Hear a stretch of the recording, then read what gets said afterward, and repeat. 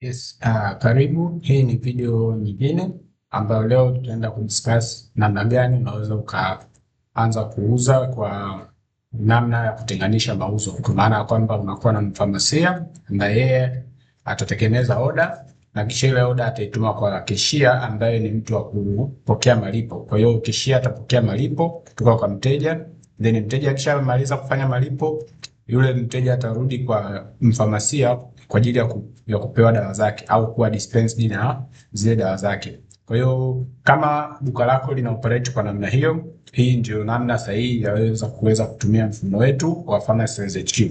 So bila kupoteza muda, twende kwenye namna unavyoweza kuanza kutumia mfumo wetu. So kitu cha kwanza, ili uweze kutumia hii feature unahitaji kuienable kwenye account yako. Manake wewe kama mmiliki, lakini pia kama company admin, unatakiwa kwenda kuenable hii feature kwenye settings za account yako. Kwa hiyo nitakuonyesha namna rahisi ya kuenable and then unaweza kuanza kuitumia direct kupitia ndani ya mfumo wetu. Kwa hiyo cha kwanza nitakachokifanya, nitaingia ndani ya mfumo kama company admin. Kwa hiyo nitaingia na account yangu ya admin au ya mmiliki wa duka. So baada ya kuingia utakuwa kwenye dashboard. So tunachokifanya, utaenda kwenye sehemu ya usimamizi au sehemu ya administration. So baada ya hapo utakuja sehemu ya settings. So utaenda kwenye settings, utakuja ile eneo la hii tab ambayo imeandikwa features. Ukishakuja hapa, hii ndio option ambayo unatakiwa kuienable. Kwa hiyo kama utaikuta iko hivi, manake imekuwa disabled. Hakikisha unaiwasha kama hivi, na baada ya kuiwasha hakikisha unabonyeza save hapa, kwa maana kwamba hii iweze kufanya kazi lazima hii uiwashe hapa kwenye eneo la nini, la settings. Kwa utakuja kwenye company settings, utahakikisha upo kwenye hii tab ambayo imeandikwa features, and then ukienable hii feature ndipo ambapo una uwezo kuanza kuitumia hii feature yako ambayo nimekuelezea mwanzoni kwamba ni feature ambayo utaitumia kwamba mfamasia atatuma oda kwenda kwa keshia, ambapo keshia ataenda kufanya malipo. Akipokea malipo, then mteja atarudi kwa mfamasia, ambaye mfamasia atadispense ile dawa kwa mteja.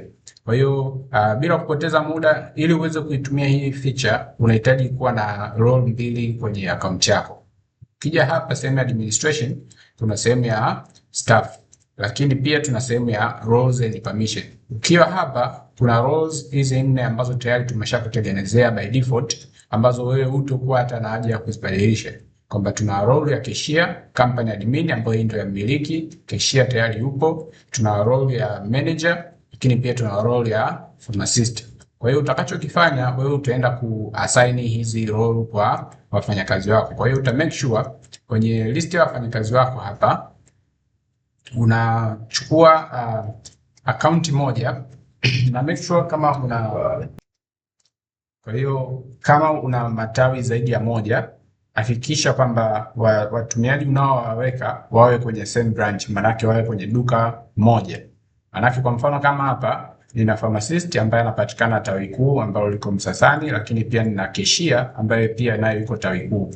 Kwa namna hii ndipo ambapo hawa wawili wataweza kuwasiliana, na manake order ikitoka kwa pharmacist kwenda kwa cashier, huyu atakuwa na uwezo wa kuiona. Kwa hiyo ni kitu cha msingi, lazima uhakikishe kama una tawi zaidi ya moja, hakikisha hawa wako kwenye tawi moja. Wakiwa kwenye matawi mawili tofauti, huyu akituma kwa huyu hawezi kupokea hiyo order yako. Kwa hiyo ni namna ambavyo unafanya. Kwa hiyo ukienda kwenye tawi la pili, kama unaenda tawi la pili, hakikisha kwenye tawi la pili pia kuna cashier na pia kuna pharmacist kwenye tawi husika. Okay. So baada ya kufanya hivyo, kwa sababu hapa kuchange hizi roles ni rahisi, utakuja tu hapa utabadilisha hii role yako, utaweka kama ni pharmacia au ni cashier kulingana na wewe mahitaji yako. Kwa hiyo hapo ukiangalia tayari mimi nina pharmacia lakini pia nina cashier. Kwa hiyo nita login account ya kwanza kama pharmacia, alafu kisha nita login kama cashier ili uweze kuona namna gani ambavyo hizi orders zina flow kutoka kwa pharmacia kwenda kwa cashier, then kwa cashier kurudi kwa pharmacia. Kwa hiyo nitakachokifanya kwenye hii browser, nita login kama pharmacia ambaye account yake ni hii hapa.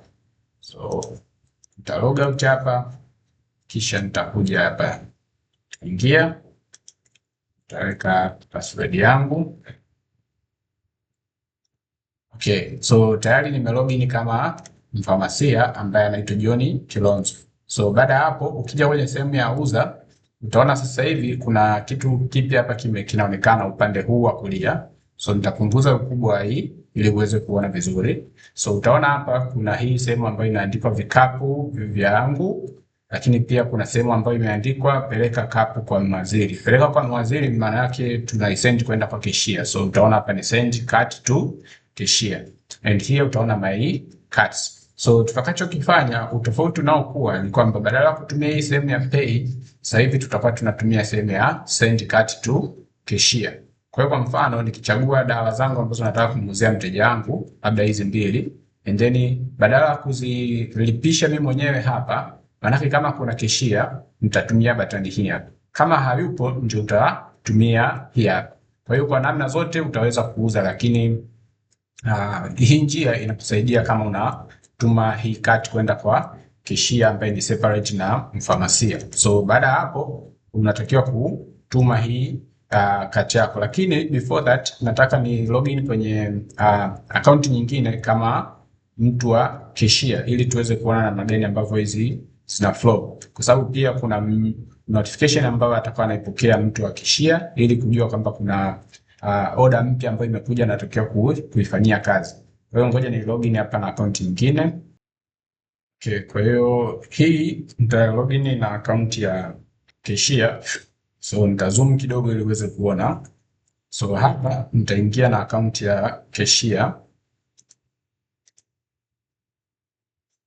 Okay, so hii account ni ya cashier ambaye unaona hapa anaitwa Grace Mbeki. So huyu ni cashier, alafu upande wa pili tunaye huyu ambaye ni mfamasia ambaye ni John Kilonzo.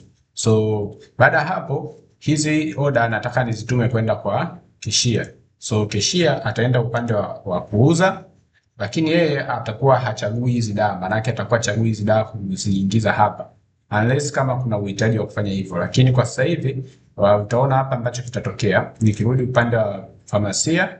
So badala ku pay nasema send cut to cashier. So nitasema hivi, hii reference note maana yake ni just a note ambayo mteja labda akienda upande wa cashier atamtajia kwamba order yangu inaitwa fulani, au unaweza kaweka jina la mteja, unaweza kaweka kitu chochote ambacho kitafanya cashier aweze kujua kwamba hii order ni ya la mteja yupi, na ili huyu mteja aweze kulipia, kwa sababu usije ukachanganya order hii akalipia mteja mwingine ambaye sio order yake. Kwa hiyo unaweza kajaza labda jina la mteja, so ukasema labda John 01, alafu tukasema send to cashier. Utaona hiyo order itakuwa imewekwa na jina hili hapa kwenye queue number. Kwa hii namba unaweza kumtajia mteja kwamba ukifika upande wa kulipa taja namba hii hapa, kwamba labda ataja namba 1. So yeye akifika upande ule kule mtu ananili wa cashier atajua kwamba hii ni order ya mtu fulani. Lakini pia una uwezo wa kuprint ka receipt ambako mteja anaweza kaenda nako upande wa cashier ili kwenda kulipia. Kwa hiyo ukibonyeza hapa utaona ka receipt kapo hivi, kataonyesha kwamba item ambazo mteja anatakiwa kulipia na jina au namba ya hiyo order yako ambayo unaituma kwenda kwa cashier. So sasa hivi nikisema done, manake hii tayari utaona hii cut tayari iko hapa, na sasa hivi mimi niliyoituma nina uwezo wa kuicancel, lakini pia ina expire ndani ya dakika 45. Kwa hiyo unaona hapa muda unapungua. Ndani ya dakika 45 kama itakuwa haijafanywa kazi, hii order ita expire. Okay? So twende upande wa cashier tuweze kuona kama order yetu imefika. Utaona hapa kapu jipya ili hapa linasubiri malipo, na kuna mlio wa sauti ambao utakuwa unausikia wewe kama cashier, utakuwa unausikia. Order mpya ikija utakuwa unasikia mlio ambao unakujulisha kwamba kuna order mpya ambayo imeingia inahitaji kufanywa kazi. Kwa hiyo kwa sasa utaiona order yetu hii hapa, na sasa hivi utaona imebakisha dakika 41 pekee. Na ukiona hapa kuna dawa ambazo ziko ndani. Ukitaka kuona dawa unaweza kufungua hapo ukaziona dawa zako, lakini kulipia sasa hii order ni rahisi, atabonyeza tu fungua na lipisha. So akibonyeza hapo utaona zile dawa zitakuja hapa sehemu ya kikapu anaki kwenye kati yako. So zikisha kuja hapa manake step inayofuata ni kulipia. Kwa atabonyeza lipia, atajaza kiwango ambacho mteja anatakiwa kulipia ni 13,500. Baada ya hapo atathibitisha malipo. Utaona order tayari imekamilika. Baada ya hapo utaona tayari ile order itakuwa imekamilika na hapa itaondoka. Ikishaondoka hapa manake inarudi direct kwa mfamasia. Na utasikia kuna mlio huu unalia kuonyesha kwamba imerudi kwa mfamasia. Utaona cut here hapa already paid so dispense to the patient. Kwa manake tayari system yenyewe automatic inajua kwamba hii ilitoka kwa mfamasia gani, so yenyewe automatic itarudi kwa yule mfamasia. Na sasa hivi mfamasia ataona hii kati imekuwa na rangi ya kijani. Manake kuwa na rangi ya kijani manake tayari imelipiwa. Na ukiona hapa utaona order yetu ile ya 01 iko paid. So kama iko paid manake atachukua tu dawa ambazo ziko hapa, atazichukua atampa mgonjwa. Akishampa mgonjwa manake atabonyeza hii neno dispensed. Kubonyeza dispensed manake inabadilisha status ya hii order kwamba tayari mteja ameshailipia. Kwa hiyo kama ameshailipia na manake umeshampatia dawa zake. Kwa hiyo tutabonyeza hapa dispensed au unaweza kutumia button hii hapa. Kwa hiyo ukibonyeza hapa dispensed utaona tayari kati hii hapa imemaliza, so tayari dawa umehand kwa mgonjwa. Kwa hiyo baada ya kufanya hivyo utaona tayari mauzo yetu yamekamilika.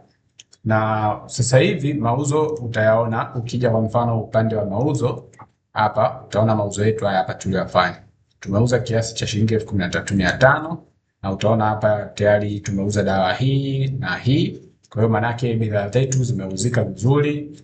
Mteja pia una uwezo wa kumchapisha receipt kama unataka kwa ajili ya mteja wako, na pia vitu vingine vinaendelea kama kawaida. Kwa hiyo hii ndio namna rahisi ya kuweza kutumia hii feature.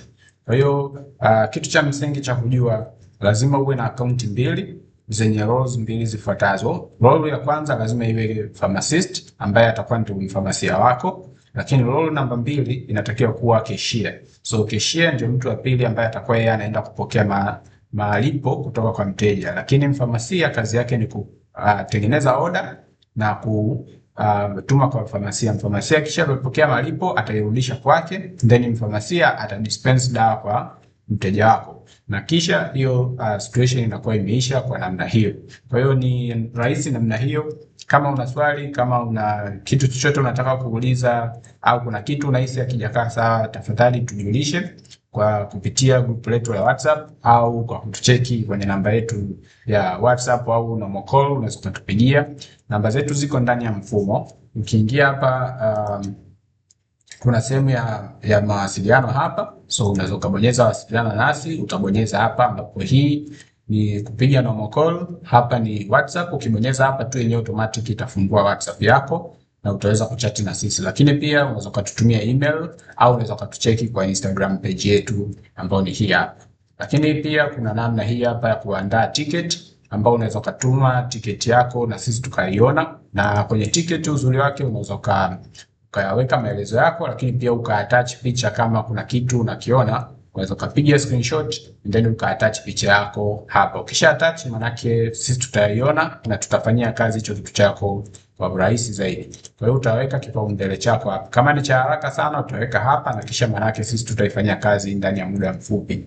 Kwa hiyo hiyo ndio namna ya kutumia hii feature yetu mpya ambayo nimekuonyesha sasa hivi kwa urahisi zaidi. Kwa hiyo kama una swali kuhusiana na hichi kitu unaweza ukatujulisha. So asante kwa kuangalia video hii, tuonane kwenye video nyingine inayofuata.